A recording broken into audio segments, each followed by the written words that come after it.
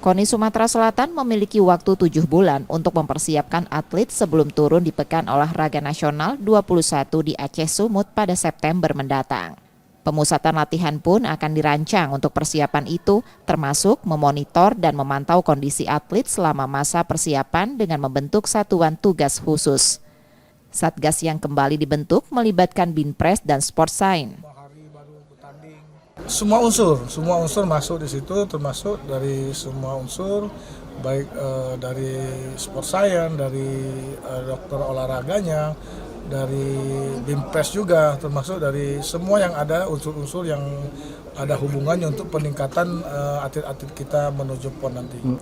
Memonitor dan mengevaluasi setelah memberikan pendampingan terhadap atlet-atlet kita.